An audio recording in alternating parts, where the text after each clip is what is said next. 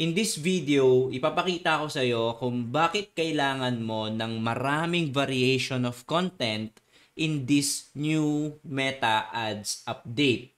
Yung old way kasi ay gagawa tayo ng ad na merong parang onting tweak dun sa ad creatives, no? Na kung saan yung, for example, video yung ginamit natin na ad creatives, babaguhin lang natin yung hook niya or babaguhin yung first 3 seconds, tapos yung body pare-pareho lang, no? And syempre ang gagawin natin sa umpisa, magte-test tayo ng multiple ad creatives pero different lang yung first 3 seconds. Ito-test natin yon. So marami tayong matetest. Ngayon, hindi na pwede yung mga ganon.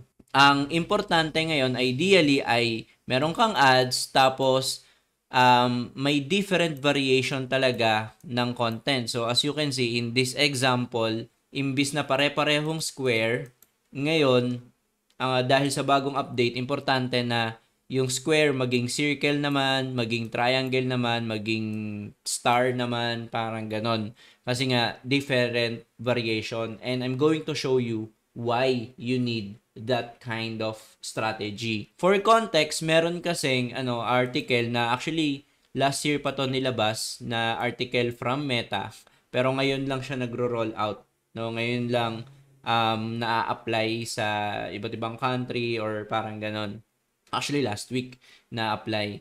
So, para hindi mo na masyadong basahin to, ibibigay ko na lang sa'yo yung context based sa kung ano yung pagkakaintindi ko dun sa bagong update. Ito kasi yung tinatawag na Meta Andromeda na kung saan, base sa pagkakabasa ko, ito ay parang super smart filter. No, yung para siya yung taga-filter ng mga ads or para ma-make sure yung mga bagay-bagay na nag-work. So, etong Andromeda is built to make ads more personalized, more efficient, and more profitable for for advertiser. So, more personalized for social media user, more efficient for more profitable for advertiser, and more efficient for both user and advertiser. So parang ganon yung goal netong Andromeda, maging super smart filter siya. Pero basically gagawing mas mabilis at mas matalino yung matching ng ads sa bawat user. Sa panahon kasi ngayon, meron ng AI, 'di ba? Meron ng AI na kung saan dahil sa AI mas madaling gumawa ng content. Siguro agree ka naman dyan kasi may ChatGPT, may iba-ibang software, minsan libre pa para makagawa ng content. So madali na lang talagang gumawa ng content. Kaya nang sa ganon, dahil sa dali gumawa ng content, saturated na yung ad pool. Meaning, madami ng mga ad creatives. Kasi madaling mag-produce eh. So, posible na mahirapan yung Meta na mapili or matarget yung mga bagay-bagay kasi nga sobrang dami, so saturated. So madami na masyado yung kailangang i-curate, yung tinatawag nga nila na parang, ano ba tawag doon? Yung tinatawag nila na retrieval stage, kumbaga. Yun yung tawag doon sa Meta. Madami nang kailangang i-curate ng mga content kasi nga dahil sa AI. So ang trabaho nitong Andromeda, yan, si Andro. Ang trabaho nitong Andromeda na bagong robot ng Meta ay mag-filter ng mga pare-parehong ads. Makita yung uniqueness and relevancy para sa kada social media user. Depende sa interest ng social media user. So, yun yung trabaho ng Andromeda. Ngayon, dahil sa gantong klaseng bagong update, posibleng magkaroon ng content direction, yung kung paano o kung ano yung mga gagamitin na ad creatives for, alam mo yun, para makapag-advertise tayo ng mas maayos. 'Di ba dati kasi yun nga, iba, same yung messaging, same yung product for each ad, pero pare-pareho lang ng ad creatives, magkakaiba lang yung first 3 seconds, 'di ba? Magkakaiba lang yung hook niya, may hook 1, hook number 2, hook number 3, ganyan-ganyan. Pero it's either same product or same service lang naman. Ngayon, same messaging or same product, depende kasi sa kung ano yung i-advertise natin, kung service ba yan or product. So, pag service kasi medyo messaging yung kailangang i-ads. Pag product naman, syempre, yung kagandahan ng product. So, messaging and product. So, same messaging or product, pero magkakaiba ng variation, di ba? Parang variation 1, variation 2, variation 3. So, parang ganyan. Yung parang direction, no, ng mga content. Pagka ganito, madedetect ng Andromeda na pare-pareho lang naman pala yung content na yan eh. 'Di ba? Kumbaga kung halimbawa, 'di ba, ginagawa 30 or 20 hanggang 50, minsan nga 100 pa yung tinetest na ad creatives, pero magkakaiba lang ng first 3 seconds or magkakaiba lang ng hook. So, posible na dahil sa Andromeda, posible na maka-count as 1 na lang yan. Parang ganon. So, kasi madedetect niya na pare-pareho lang naman tong content na to eh. Parang ganon. So, yun yung posibleng mangyari. Versus dun sa bago na hindi niya madedetect na magkakapareho to. Kasi, in a sense, hindi naman talaga magkakapareho kasi may version 1, version 2, version 3. Eto, dito sa bagong direction na to, dahil nga, yun nga, nadetect kung magkakapare-pareho, ang pwedeng gawin ay same messaging or same product pero maybe magkakaiba lang ng camera angle, pare-parehas yung messaging, pare-parehas ng product pero different yung visual niya, parang ganyan. 'Di ba? Or pare-parehong product or pare-parehong messaging pero magkakaiba lang ng script, 'di ba? Parang ganyan. So, yun yung pwedeng gawin na atake or direction sa gagawing content. Nagme-make sense ba so far? So, yan. And actually, in-apply namin to sa client. So, etong client, nag-produce kami ng 24 content for this product-based na business.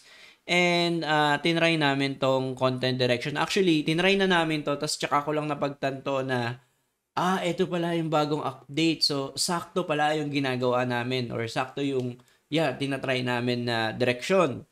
No? So, tinry namin to, nag-produce kami ng 24 content tapos nirun namin yung mga pinoproduce namin content pero hindi lahat. Syempre, hindi muna lahat 24 kasi may testing phase pa. So, nasa testing phase pa lang kami.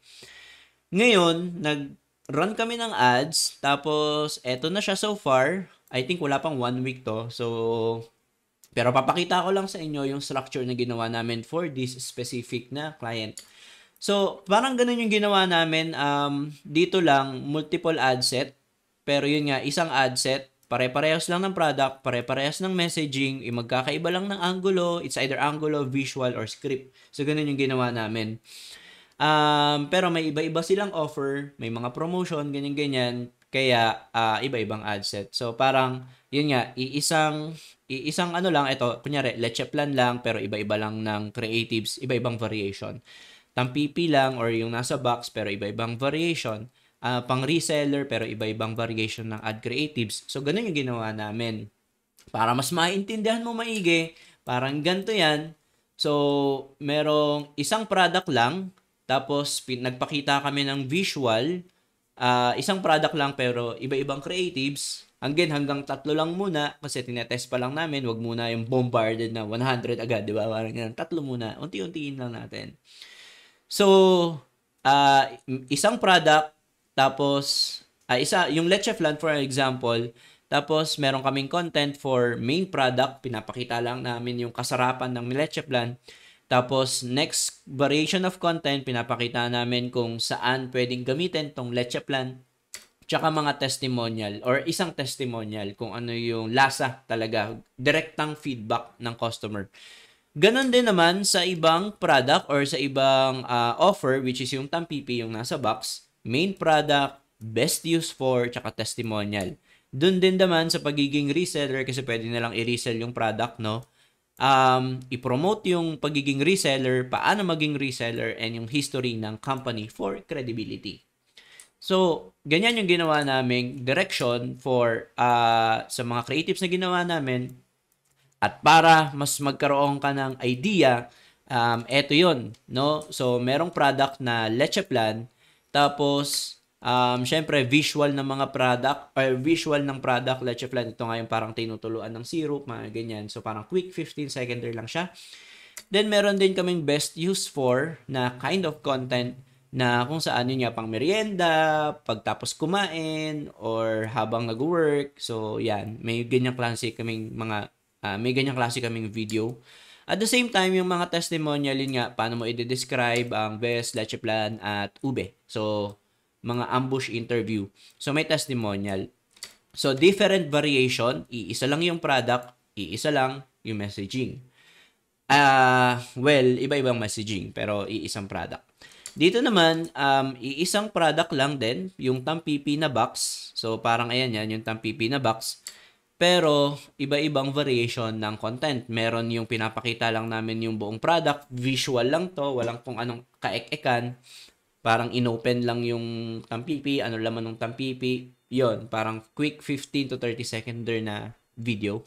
Tapos meron naman yung best use for na kung saan pwede siyang pang corporate giveaways. So may ginawa kaming ganyang ads or ad creatives as a variation. And at the same time, parang kind of testimonial para makarelate yung mga tao na ano yung paborito mong panghimagas tuwing Pasko. Kasi pang Pasko to yung product na to. So, kaya naglabas din kami ng ganyang creatives na testimonial naman or ambush. At the same time, meron ding isang ad set na mga pang-reseller naman kasi pwede itong i-resell yung product. So, isa dyan yung parang direct promotion ng pagiging reseller. Tapos, meron din dyang variation na perfect na negosyo for this months. Yun nga yung, again, pang reseller nga. And at the same time, yung history ng company. Kasi syempre, as a reseller, it's ideal na alam nila kung sino yung katransact nila na company, kung legit ba yan. Diba? Parang gano'n. So, pinakita namin yung history. So, ganyan yung ginawa namin for this specific client. Again, parehas lang to ng structure dito sa new. Dito, sa structure na yan. Parehas lang yan ng direction yan. However, syempre, magkakaiba kasi yung offer. Merong product lang, merong pang regalo, and merong pang reseller. Kaya, parang times 3. Times 3 nung pinakita kong structure kanina. So, ayan yung kung paano namin in-apply yung bagong update ng Meta, which is yung Meta Andromeda. Na kung saan, again, kailangan mo ng mas maraming variation of creatives. Kasi nga, madedetect ng Meta kung may similarity yung mga creatives na ginawa mo. And kami, ganun yung ginagawa namin, yung 24 videos in 24 hours namin. Yung 24 na yun, hindi yung pinalitan lang yung hook, count as one na, hindi. Magkakaibang content yon, magkakaibang variation yon para nang sa ganun, matest kung alin doon yung pinaka-panalo na klase ng ad creatives. Kung kailangan mo ng tulong doon, let me know lang. Pero kung kaya mo naman gumawa ng mga content on your own or with your team, you can try to apply this kind of content direction. Ito nga, you can try to apply this content direction in your advertising or Meta advertising campaign.